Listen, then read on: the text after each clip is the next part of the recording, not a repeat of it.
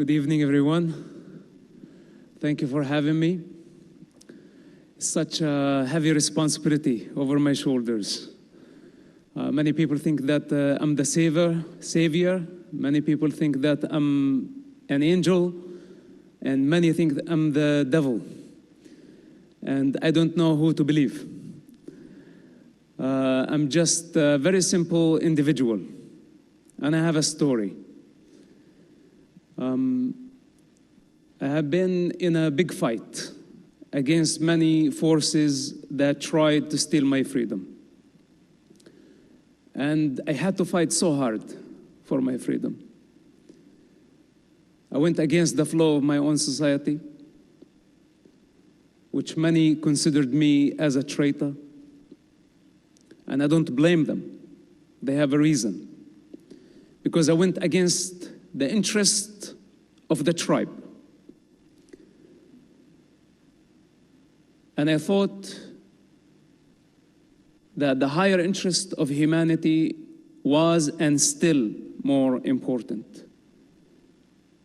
If we have to choose between the interest of the group, the family, or the higher interest of the collective consciousness, I think the individuals must choose the higher interest of humanity.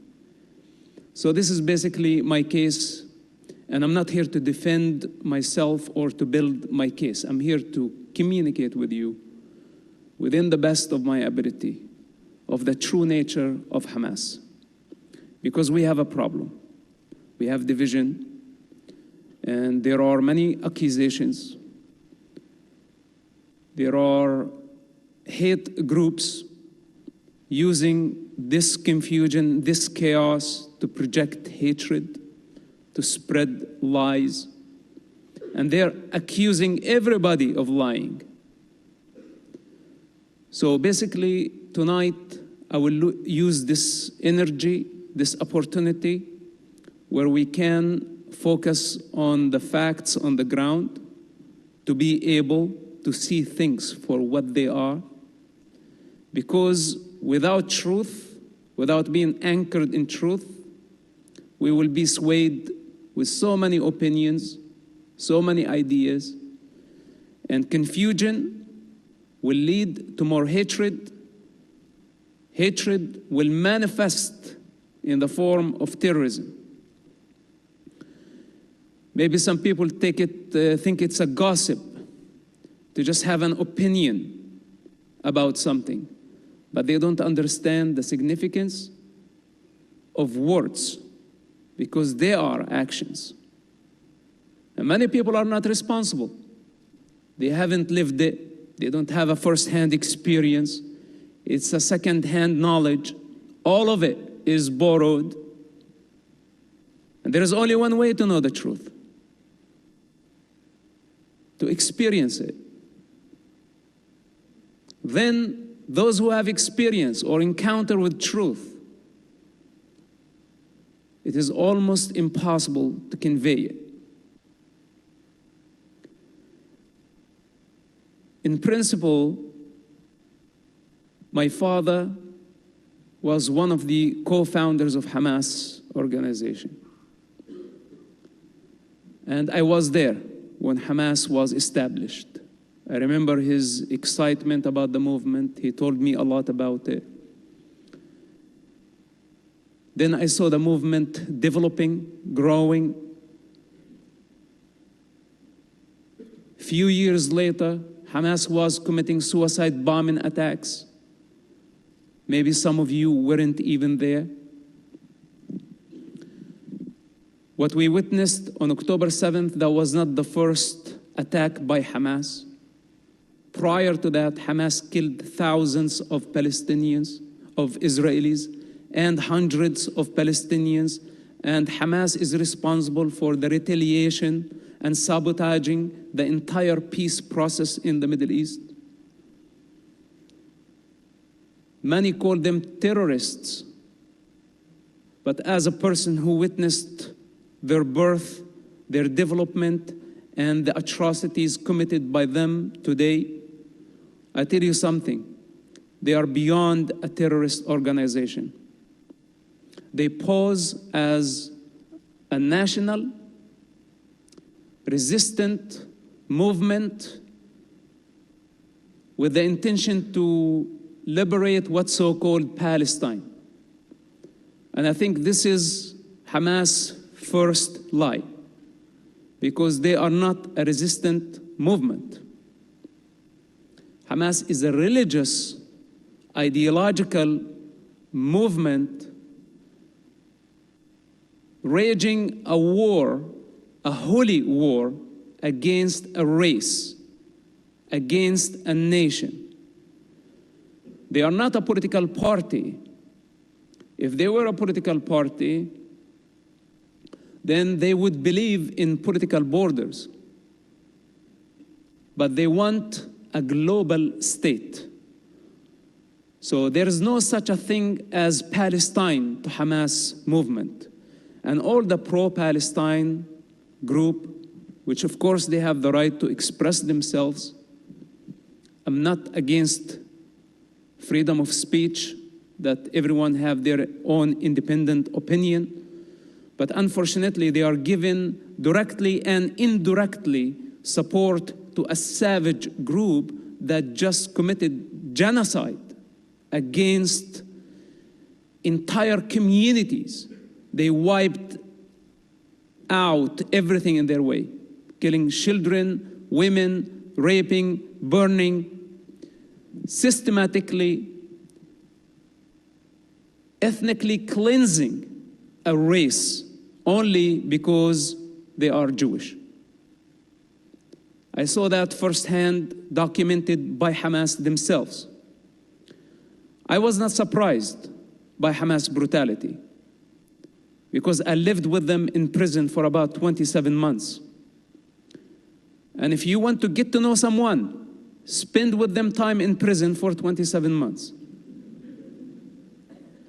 They tortured Palestinian people, and that was in Israeli prison, because Hamas had suspicion that some Palestinians gave information to the Israeli intelligence, so they didn't know who was, and they tortured many people in the process.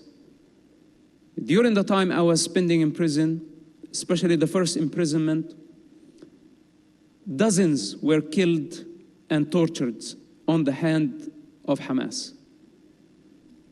But October 7, that was completely different. What they did was, or could be, the worst crime in our modern day. And of course, when people see the war victims happening in Gaza, the free world also don't like to see bloodshed. And people are having a hard time, which side do I take? Is it Palestine or Israel? And of course, we took sides and we created division. But are we seeing things for what they are? Are we seeing Hamas for what it is?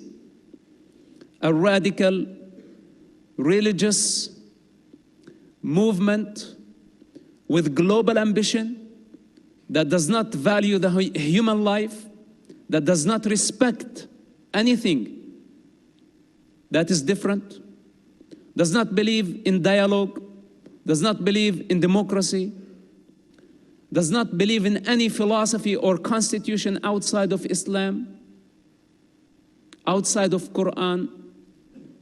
Very narrow-minded people, but in the meantime, very dangerous.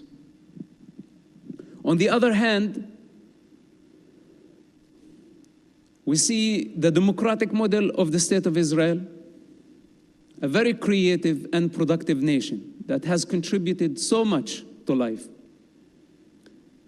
Israel has been extending its hands to the region for more than 70 years, since its establishment, trying to build bridges of understanding, to build peace with the Arab nations. But the Arab nations insisted since 1948, since the establishment of the State of Israel, to annihilate the State of Israel first, before they establish an Arab state. The international community offered the Arabs to build an Arab state side by side the state of Israel back in 1948. But the Arabs refused. They came back in 1967 with the intention to annihilate the state of Israel, and they failed. Israel was extremely outnumbered by the Arabs. Hundreds of millions of Arabs surrounding the state of Israel, newborn, very small state. And when they lost the war, Israel controlled the West Bank, Sinai, and the Golan Heights. Since then, the Arabs have been trying so hard to destroy the state of Israel. 95% of the wars between Arabs and Israel were initiated by Arab countries against Israel, where Israel is always at defense. So we have a big problem. And we cannot just take sides without educating ourselves on what's really going on. Because if we end up supporting savages who just committed genocide, not just a terrorist attack. A terrorist attack usually is committed by a terrorist organization with political hatred. This is what motivates them. But to go and ethnically cleanse more than 20 communities, killing everything in your way, and everything is documented. This is what Israel suffered on October 7th. And this cannot be compared to the war victims in Gaza. And we cannot compare it by saying, okay, we have here 1,500 victims, and there we have 10,000 victims. And by the way, all Hamas statistics, not to be trusted. None of their statistic is accurate. And many of their footage came from Syria. Old videos taken in the Syrian civilian war that they say this is from Gaza. And many of it is fake because this is their propaganda. And who to blame? The free world started to blame Israel for the war victims in Gaza, but no one is condemning Hamas for taking their own people as human shields. And of course, in my case, I'm not surprised because even my own father, when he had to choose between Hamas and his oldest son, he chose the ideology. He sacrificed me. He told the whole world, you can kill him. I am not his father, and I will not come after you. So if you want to ask me about how Hamas actually, how much they care about children, their own children, Golda Meir at some point said, when Arabs love their children more than they hate us, there could be a chance for peace. It's a very true statement. And I'm fed up and tired of this entire conflict, just blind hatred towards people who are just trying to coexist in this region. And we're not talking about criminals who came and stole the land. We're talking about legal migrants came under the British mandate in the past century, and they were able to develop the country so fast that they went ahead all Arab countries combined with almost no resources because the Jewish nation believes in education. And this is their secret. After many years of studying the Jewish people, traveling throughout the world, meeting with their communities everywhere, I saw one thing in common that gives them power, and that's education. While unfortunately, the other side is inciting, teaching children hatred, teaching generations to blame with corrupt leadership that never took responsibility for anything.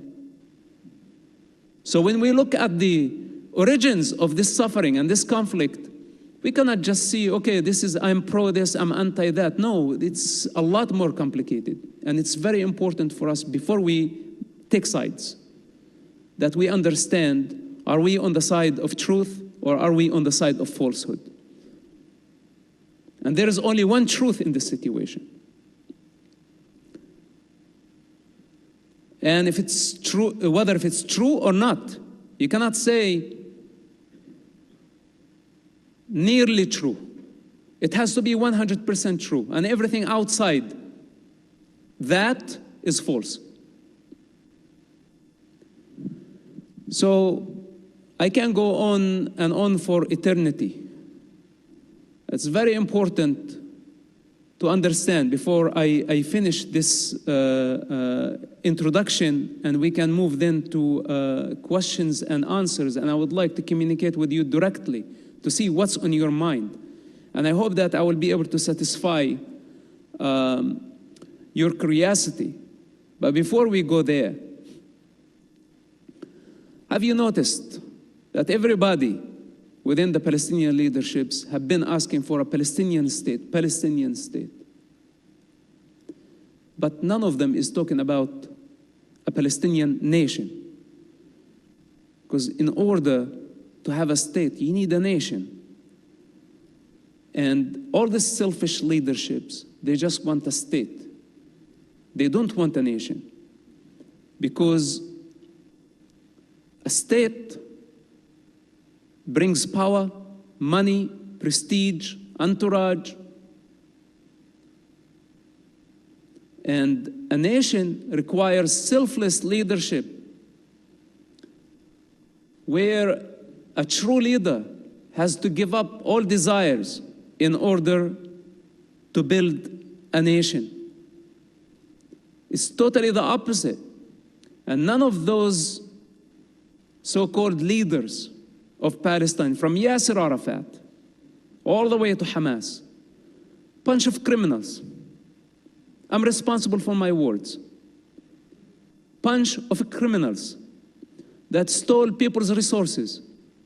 The most corrupt revolution in history.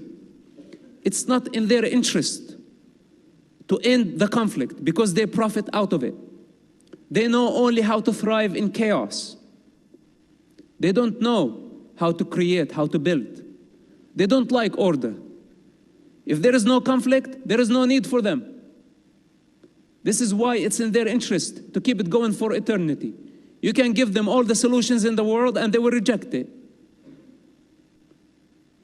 So we need to understand that these people are profiting from this conflict. They're just using what's so-called Palestinian cause. It's non-existential. It's a broad term that anybody can use. Even the angry mob here in Michigan is using it. Everyone who has a little bit of hatred, they are trying to project through this device called Palestine. This is why I say it's non-existential. We don't know what it is. Anybody from Putin to Mexican cartel dressed up like Hamas, projecting Hamas. Because hate is an ideology. And this is what's in common between them and Hamas. So are we going to allow a bunch of criminals hijack an entire society and we give them support, empowering the predator against the victim, against the prey? That's not acceptable. That's not the way Americans think. And are we going to allow people to spread hatred and anti-Semitism, hating the Jewish people?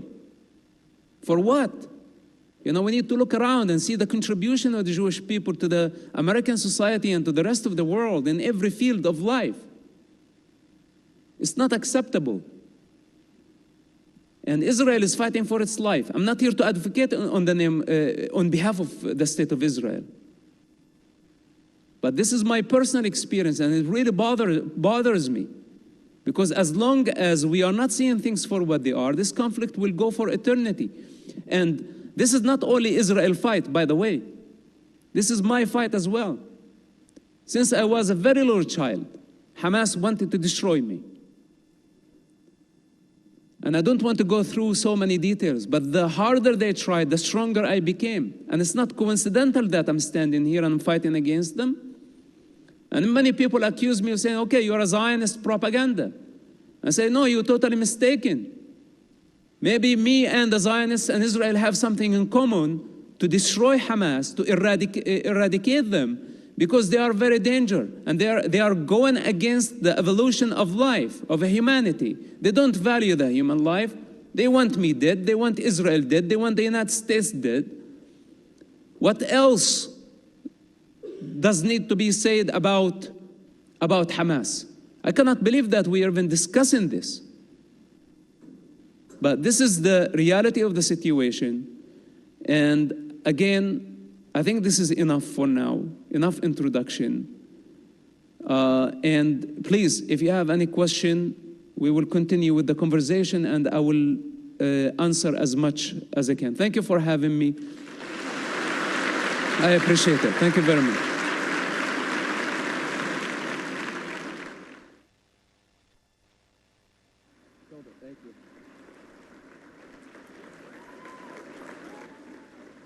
Thank you. Thank you. Thank you. Please. Please. Thank you. Thank you. Mosab, thank you so much. That truly was amazing. And now the program will continue with the fireside chat between Mosab and Ted, which will be mediated by Max Katz. Thank you.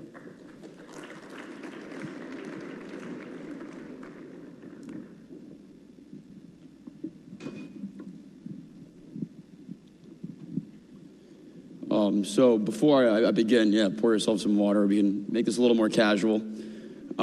Feel free to talk off each other as well. I have some questions, but no one really wants to hear me speak. So this is something you guys touched on a little bit, but I wanted to take it a step further and apply it a little bit more to campus. So campus discourse right now regarding the events on and after October 7th have been marked by widespread use of terms like genocide, apartheid, and European settler colonialism, and we touched on that, the both of you did. In large respect, these terms have been propagated from the top down, from members of Congress to university administration, to professors and GSIs, and even students on campus. So can you both first elaborate on how Israel is not, or I mean, maybe is, but it's not, a genocidal regime, an apartheid state, and a product of European settler colonialism, but more importantly, as we are here today, because there is a vote, it indicates that many students do believe that Israel is those things. So how do we engage in productive conversation with those students, and is it even worth trying in some respect?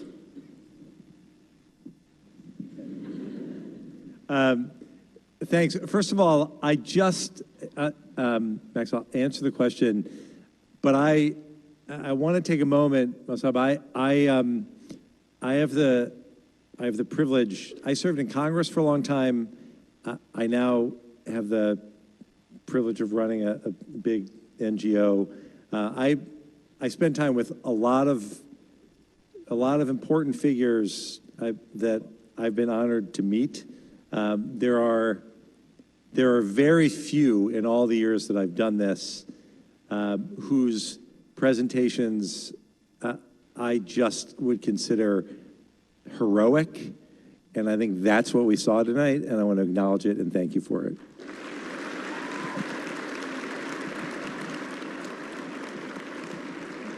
And I'll quickly touch on this again. I mean, we talked about what's in this resolution. You can't be a settler if there's been a connection to the land for 3,000 years. The story of the modern state of Israel is perhaps the best story of liberation of a people in its land, having existed there through all of the different ruling parties who have been there all the way through the Ottoman Turks and then the British until the creation of Israel, the modern state of Israel. I think it's important to remember that. I think it's important just in terms of genocide. Look, I talked about that before. It's really pernicious to suggest that the actions taken by Israel in self-defense in response to this truly genocidal organization don't take it from me, as Mosab points out, that the Hamas charter itself calls for the destruction of Israel and massacre of Jews. It's a genocidal organization that Israel is defending itself against. That's a really important fact.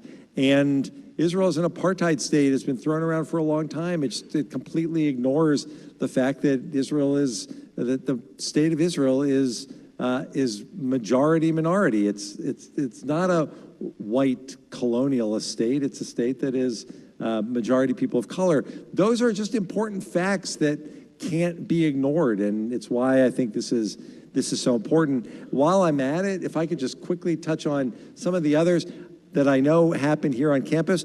When you're chanting intifada, intifada, and you're doing it at any time, but especially after what happened on October 7th, and you're out there chanting something that for so many of us immediately triggers the second intifada, when 1,000 Israeli civilians were killed by suicide bombers in cafes and on buses and at Passover Seders and at hotels all around Israel.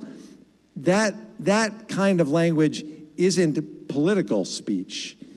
And when people talk about March chanting from the river to the sea, again, I'll turn it over to you. From the river to the sea, what does that mean? Well, it means from the river to the sea, Palestine will be free. Free of what? Free of Jews. That's what that means. It envisions a land free of Jews, in which the Jews are pushed into the sea, quite literally. Totally consistent with Hamas's aims, as Mosab said. But Mosab, please.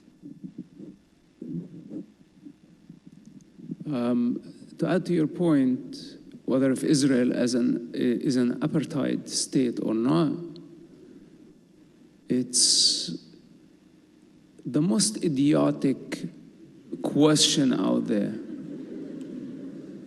You know, first of all, like for example, we have 1.6 million Arabs in the state of Israel. That's a huge percentage. They have representatives in the parliament, the Israeli Knesset. Arabic, the language Arabic, is an official language in the state of Israel.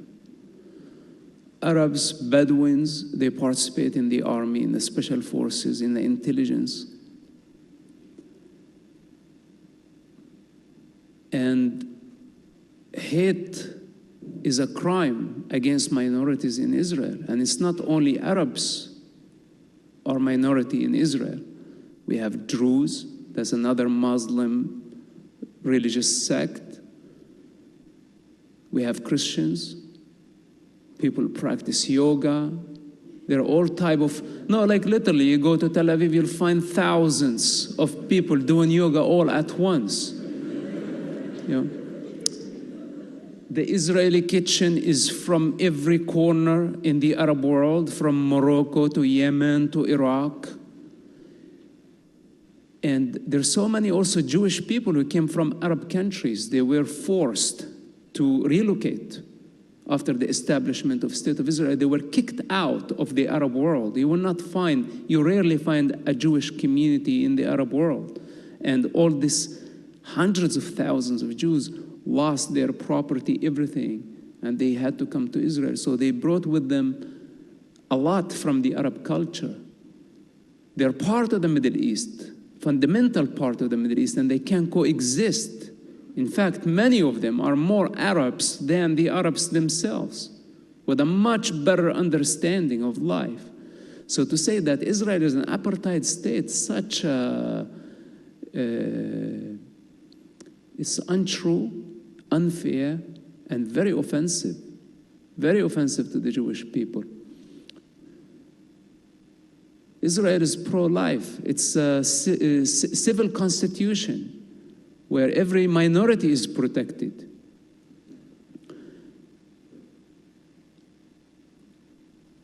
I can go on and on and on with many stories of what Israel stands for, the humanitarian aspect of Israel, if I to compare it to any surrounding Arab country. So to vote on such a thing and to have it sponsored by the dean of the State of Michigan University, I think this is, it was very hard for me to believe it. because it's very similar to something like, how about we vote on rape also? Why not? You know, if it's a matter of opinion and the opinion of a majority, we can just vote. And if a majority of people say, oh, rape is okay, then it's not a crime anymore. There are certain things that we cannot vote about. They're just common sense, that we know that the truth of the state of Israel is democratic, it's civilian constitution, it believes in a human value, it believes in diversity, it protects the rights of minority. End of the story. The United States of American government understand the reality on the ground. Intelligence services, they know. European Union, they know. So since when some group, we don't know who they are, we don't know what's their motive, we don't know who's actually mobilizing them down the street. A mob that force such a respectful educational institution to vote on such a thing. It's absurd. I cannot believe that people have to make choice within 2 or 3 days to say yes or no. So I hope that you got my picture.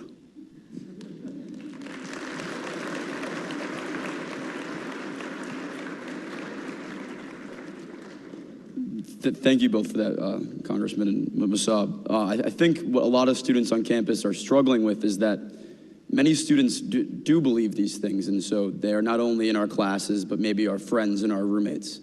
And so to that extent, how do we engage in conversation with them about these issues? Because the Israel-Palestine conflict, or really the Israel-Hamas war after October 7th, touches every corner of our campus. And so how do we engage with them constructively and not lead to aggression? You know, the same thing that we're working so hard to fight against. Mosab, we got your picture. We really like it. Why don't you keep painting?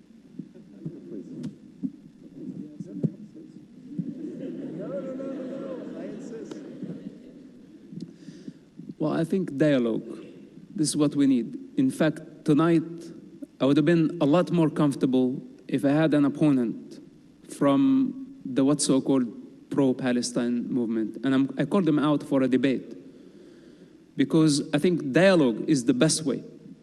It's not being angry, and it's not projecting hatred towards a minority. It's through dialogue. If they really believe in their truth, then it's better that they sit and let's talk about it. And I invite all of you to talk to them if they are willing to listen. And many people are in denial, and it's very hard to rationalize with them. You know, like Israel hit a dead end with Hamas because Hamas does not believe in dialogue. Hamas did not want to drop their idea to destroy the state of Israel. So how can you sit down with such a group who wants to annihilate you? In principle, if they believe in your existence, then you can sit down with them. It's why democracies should never negotiate with terrorists. This is a principle. Why? Because terrorists don't believe in dialogue, don't believe in the foundations of democratic model. Hence, democracies don't legitimize terrorists by sitting on a negotiating table, because you can never satisfy their ambition as long as they use violence to achieve their political agendas. So this is what makes us different. And this is how I would like it to be in the United States. Now, I left a region full of bloodshed because they don't have dialogue. This is what makes the United States of America superior. Because even though I have different opinion than yours or than theirs, we figure it out through dialogue, through democracy, through voting, through election, on solid foundations, and the common sense that we all agree on. So this is what I invite everybody, that we never lose our sight. Then we become violent, then it becomes hate crime, then it becomes mass shooting at some point. We don't want the United States to become a Middle East. Please don't do that. Look, there is a lot to agree on if people are willing to engage in dialogue. But as Mosab said, if your view is that Israel has no right to exist, that calls for the destruction of Israel and the massacre of Jews is something that should be tolerated, if not celebrated, there's no room for constructive dialogue. That's not where most people are. And there are a lot of people you know who aren't as knowledgeable as you, who won't spend the time. I mean, your challenge is, if you're here, my guess is you knew a lot already. If you didn't know a lot already, you're going to know more after this program than you did before.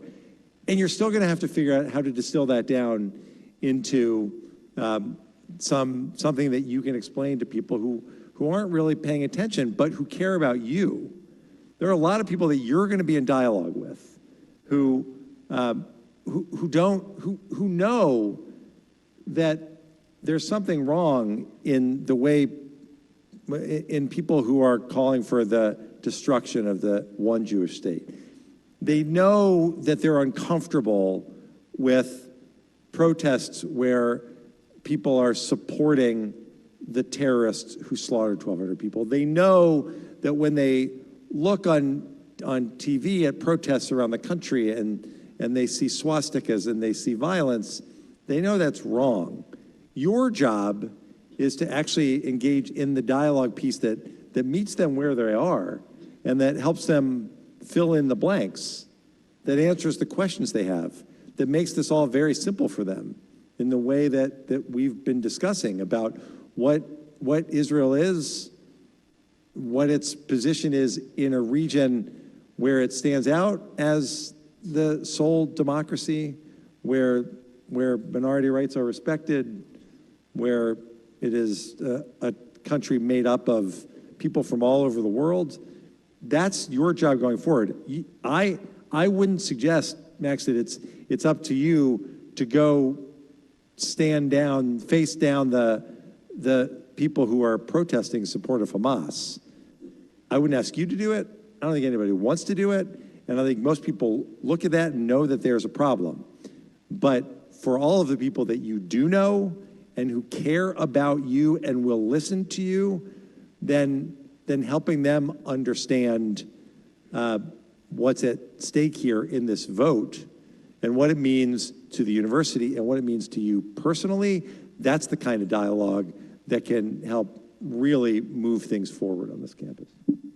Absolutely, and thank you both. I'm glad you guys touched on the idea of Israel as a democracy, because that's kind of the next place I wanted to go. But Mosab, when we spoke earlier today, you mentioned that in some capacity, one of Israel's biggest impediments is that as a democracy, it's limited in its ability to fight in the same way as Hamas does, and that impedes its ability to eradicate Hamas in its entirety. So in this specific instance, would you say that you see democracy as a barrier to peace? No, not at all. Because what's the alternative to democracy? And what's the alternative to the democratic process? It's chaos, it's violence, it's destruction. You know, what Hamas and many of Hamas fans in the United States, I think unconsciously, they are driven by a desire for revolution. They want a quick fix. They don't want evolution where you start from zero and you build it up, you build your consciousness, you build your creativity, you build your skill. And this is what you are doing here, because I think most of us here believe in education. This is your evolution. You take it step at a time. slow progress, but determination that will take you there. But many, they want a quick fix. They don't want to invest the effort, the energy to construct their future. So when they look and they see that they are lost, now they are looking for a revolution. And I don't like it. I think for the 21st century, we arrived at understanding that evolution works and slow progress is great. And we live in a dependent existence. So all this hatred, let's go, let's kill them, they're the bad guys, and taking sides and expressing rage. This is not the way, because they pay the bill in blood. This is what revolution does, and this is Hamas mentality and many other revolutions around the world. Call it Palestinian, call it Che Guevara, call it Fidel Castro, call it communism, whatever it is, it didn't work. I like the American model. So democracy cannot be an obstacle in the way towards peace, but democracy cannot coexist with narrow-minded people who believe only in violence to dominate. This type of individuals, as long as there is a human society and there is a human condition, we will have this type of individuals. Throughout the centuries they exist today, and they will exist tomorrow. That they are lazy, that they love to blame, and they don't like to take responsibility. Delusional, they don't see things for what they are. Why do we educate ourselves? Why do we adapt Plato and Socrates and the Greek philosopher approach towards the human problem? This is democracy. Because when we don't see things for what they are, we put them to practice for a term, 4 years, 6 years, and if the theory doesn't work in practice, we drop the theory, we move on, or we adjust. That's the democratic approach. And I prefer this because the alternative means chaos, violence, confusion, hatred, where nobody is safe to go anywhere. Democracy is not perfect. And democracy is in fact a cure. It's like a medicine for something called the human condition, that we don't see things for what they are. So democracy is a solution. It hasn't solved the human condition or the human problem, but I prefer a climate where democracy is dominating, not a bunch of savages who want to dominate, have limitless lust to dominate territory, humanity, power. There is no room for this type of individuals, and I think all democratic models around the world, in the United States, in Israel, and in Europe, wherever they are, should be united, fighting united against any savage group to prove them wrong, that humanity is united against this type of narrow-minded people, radical savages who want to destroy, steal, and dominate. It's not acceptable. So democracy isn't the problem. Democracy, in my opinion, is the solution for this type of situation. And what does democracy give you? It doesn't make it harder. It's the answer. And this, what's happening right now, is it's a moment that requires moral clarity, something that we're too often uncomfortable talking about. But this is democracy on the one hand, and exactly what Mosab said, the violence and the chaos and the hatred of another entity. This isn't This isn't a democratic debate about what's happening. This is a democratic state in the state of Israel, and it's a terror entity that runs Gaza, that has sown fear among its own people, that has taken the billions of dollars that have come into Gaza meant to take care of the people of Gaza, used instead to build these terror tunnels, and the command centers underneath Gaza, the places where the terrorists go to hide while they take the civilians and they put them in harm's way so that they can sacrifice them because they think that more dead Palestinians will help their cause across the world. That's what's happening there. Contrast that with what happens in a democratic state. In the democratic state of Israel, instead of the hatred and the violence, you see a country that where women's rights are valued and prized, where LGBT equality is valued and prized and recognized. You see a country that is leading the world in combating climate change. You see a country that is the first on the ground anywhere in the world where there's a humanitarian disaster, providing relief to whatever that country is and whoever its people are.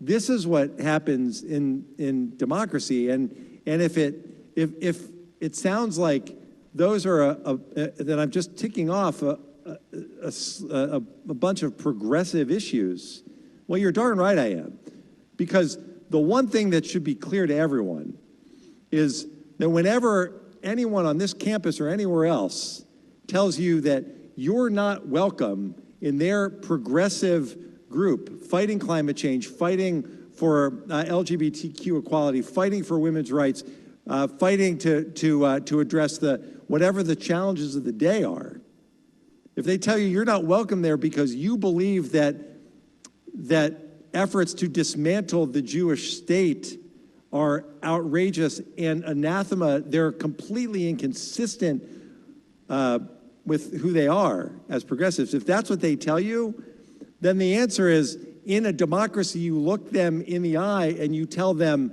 that standing on the side of an entity in which all of those values that they claim to prize, that are so important in America and that are so important in Israel, but are violated and crushed every day, if that's who they're supporting, there is nothing progressive about that position at all, and you should proudly say that to them, and you should demand that they actually explore what the facts really are.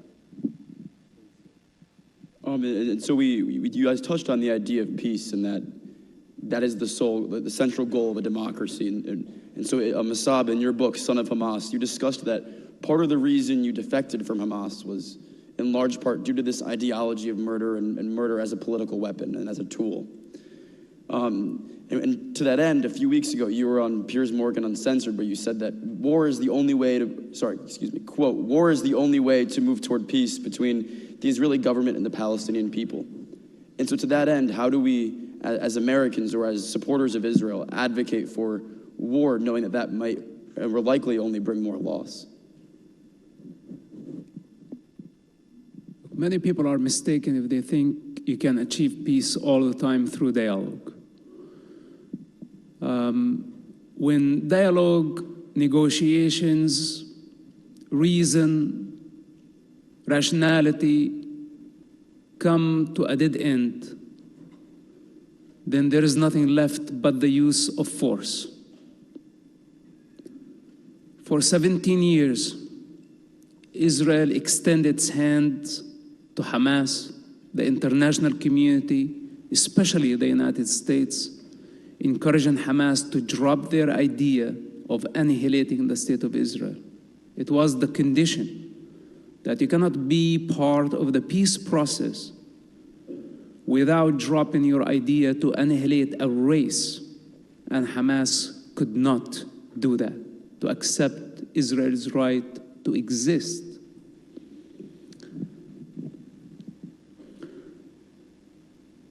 Without going back through the history of Hamas and how many crimes they have committed since their existence, 35 years in the making, building momentum.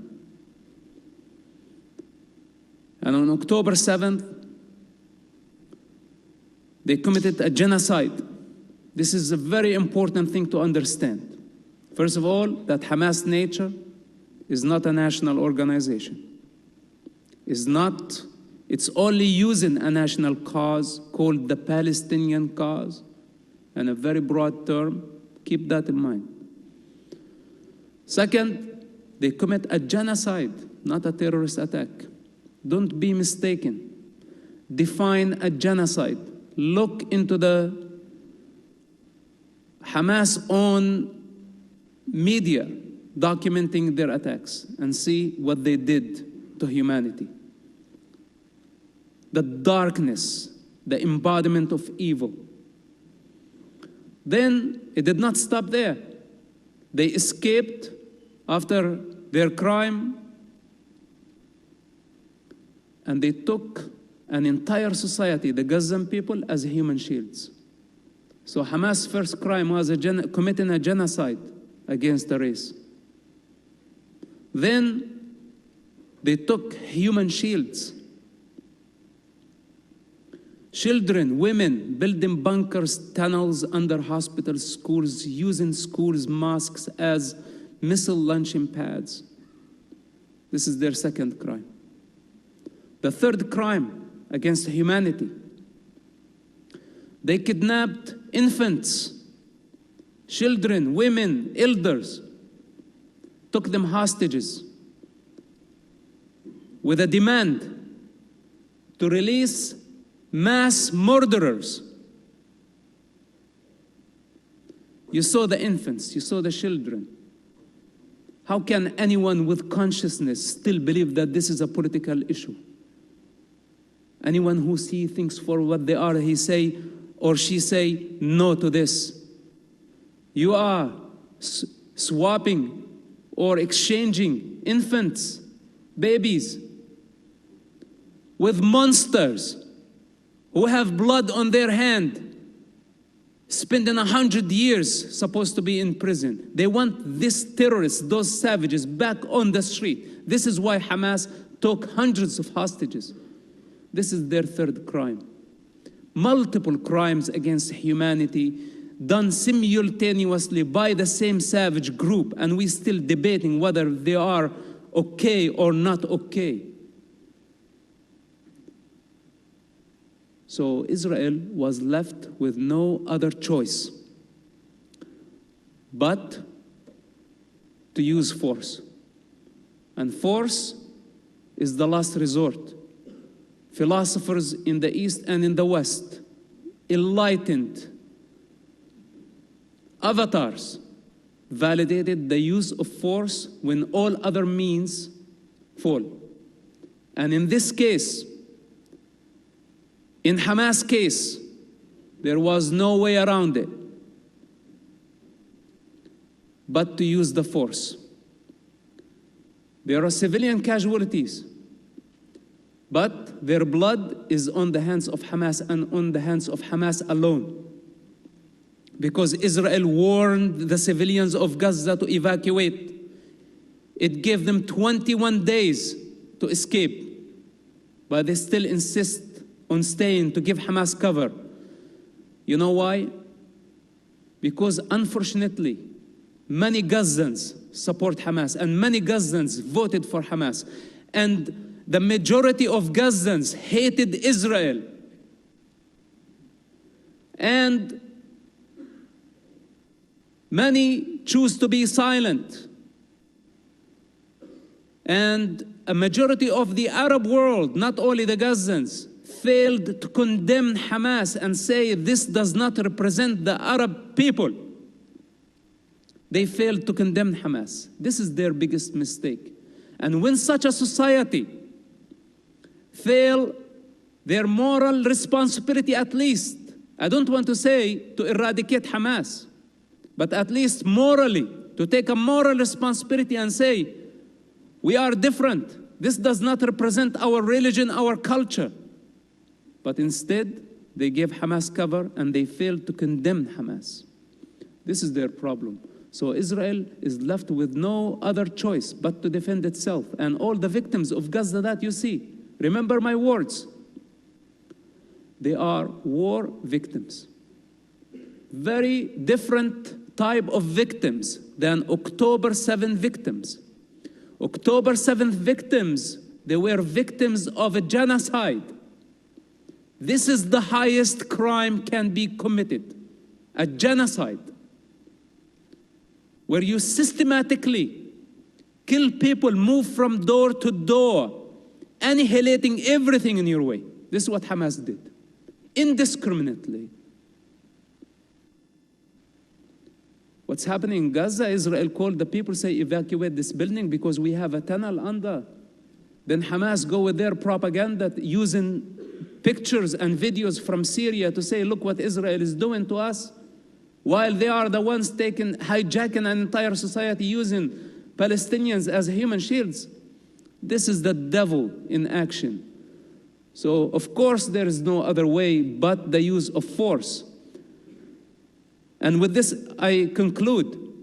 The United States of America, after the savage attack against Pearl Harbor, where 400 Japanese suicide airplanes hit the harbor, the United States immediately developed the dirty bomb, and they wiped out Hiroshima and Nagasaki 4 years exactly after this attack. When they did that, the war ended. It was the end of World War II. So sometimes, some of us, could be one of us, would have to take the responsibility to drop a dirty bomb somewhere in order to stop the war from spreading. Because when a majority of people agree on violence, validate violence, justify genocide, and think it's a point of view to become a Nazi, in this day, it all begins with killing Jews. This is what happened last century. And Nazism, many thought of it as a point of view. And now history is repeating itself. And even in the middle of our educational institutions, we've been invaded by Hamas ideology, by the name of Palestine and by the name of revolution. Who cares? Anti-Semitism is Nazism, and it's rejected. It should be rejected on this campus, should be rejected everywhere in the United States. The United States should be the last country that allow this type of mentality to express itself, because Nazism is not a point of view. It is not. And we will never validate savages. So basically, Israel had no other choice but to use the force, and war is ugly. In war, people die. This is why Hamas should have not started this war from the beginning. They dragged all of us into this situation. But what I know for sure, that Israel will end this war. Whatever it takes, we have to eradicate them.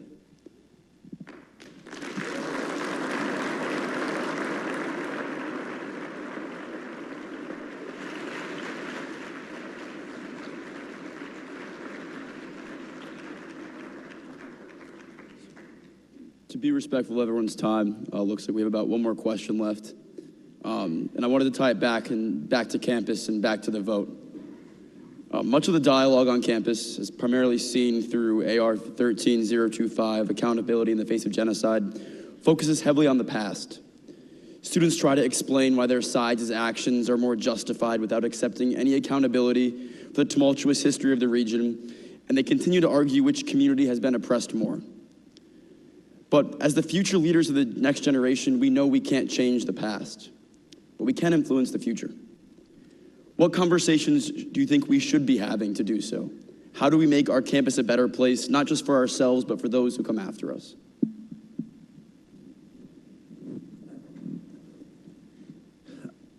I don't think it means not talking about the past, but I think perspective is helpful, and perspective in this region in particular. When when having a conversation about the Middle East, it's really helpful as you have these conversations to try, you want to shape the future, it's really helpful to widen the aperture of the lens. It's really important to look at Assad slaughtering 600,000 of his own people in Syria and asking where the attention of the campus was then. And how do we work to make sure that we're focused on the actual atrocities that are happening in the region? The same thing is true, we should ask about Yemen and the hundreds of thousands of civilians who died in Yemen. And we should ask, where are the same people who claim to be so interested in the oppressed, who are turning away from China's ongoing repression of the Uyghurs? And where are the people who claim to care so much about the rights of free speech? Where were they as Egypt was rounding up journalists after what happened there and throwing them in prison? If we're going to shape a positive future on this campus, it requires that we understand the facts about what's happening in this situation. And I think everyone will leave here with a much deeper understanding of that. But it also requires understanding the obsession that those who are responsible for this resolution have, the obsession with Israel, the obsession with Jews, and the refusal to recognize that there is a bigger world that this campus should be focused on, that there are real abuses that are taking place and that have taken place when too many have been silent. If we're going to think about what the future of this great campus looks like, it starts with that. I'll just finish with this. I know, I was privileged to spend 7 years here. I know how thoughtful students are, how talented students are, and how much you have to contribute to the world. The way that you start that is by finding opportunities like this, frankly, to come together to talk about the challenges of the world and to push back against those voices who seek to silence you and your right to speak out, and who seek to bully you so that you're uncomfortable expressing your views and expressing the facts. The best thing that you can do to shape the strong future on this campus is to make sure that every person that you know in all of your classes, in your fraternities, in your dorms, that every one of them understands that this vote this week is actually about the future and the kind of campus that this is going to be, and whether everyone's voice is going to be respected. And if you do that, and if you start those conversations, you're going to be setting the stage for a much, much brighter future where the voices of those who seek to silence you, who seek to bully you, who seek to ensure that you have no voice on this campus, that those are the voices that will no longer be tolerated on this campus. This great campus must be a campus for everyone. You're being here tonight, you're participating in this event, and your willingness to spend the next couple of days sharing everything you know with everyone you know will help set a course for a much brighter future here. And I'm so grateful that that's what you've all committed yourselves to. And I appreciate those efforts that will ultimately lead to a dramatically better way forward. Thanks for the opportunity tonight, and thanks to all of you for what you're doing, and thanks to the organizers of planning this.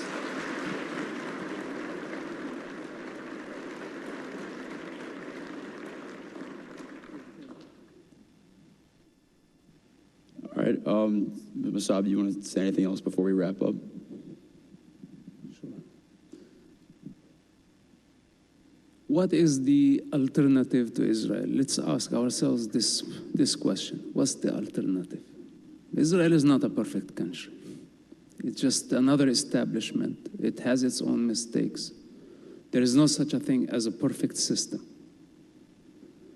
But the alternative to Israel is Hamas savages or other groups that they have not proven to be accountable, to be responsible, to lead. So in this case, I personally choose Israel. With whatever imperfection there. Because if the savages win, all of us are going to pay the price. If Hamas is not eradicated, and all these attempts, including this vote happening here, it's all connected. They are trying to delegitimize the state of Israel. Pay attention. Who initiated this poll or this vote? They have the sick intention to delegitimize the only respectful state in an ocean of darkness. They want to destroy this model. So the darkness takes over the entire region. But then it will spread to Europe. And then it will spread around the globe. They are already moving. Look what's happening in Europe. It's our responsibility to counter them, not to let them succeed. Because if Israel does not have the necessary cover, political cover, that we are giving them right now in their war against savages, and if Hamas is not eradicated completely in Gaza, we will open the gates of hell everywhere. Because we will encourage many other terrorist groups, not only terrorist groups, could be also criminal groups in Mexico, cartel, drug groups. All of them would look and see that few thousands of terrorists were able to bring a democracy, an entire system, a country, a nation with all their institutions, all the way to their knees. And how many hate groups out there that would love to sabotage so many democracies and so many systems? So do we want to let Hamas win in Gaza and then open the gates of hell? Or instead of all these attempts to delegitimize the state of Israel, we say no. At least it's a democratic system. It's not perfect. Yes, they make mistakes. There is corruption, whatever it is. It's just another country. But at least it believes in dialogue. It's accountable. It has elections. And most importantly, we can negotiate with them. We can talk to them. We can reason with them. We can pressure them. But Hamas, nobody can. So with that said, let them conspire. This is what they are doing in the dark rooms, conspiring, bringing such a vote to a respectful university. It's a wicked act. It should have not been adapted by the university from the first place. But this is how they creep, slowly. So with that said, keep in mind, Israel is not our enemy in this case. The savages are. And all the forces trying to give them a lifeline, we're not going to allow this to happen. And I hope that they fail, and I hope that the savages will be eradicated. Thank you very much, and God bless.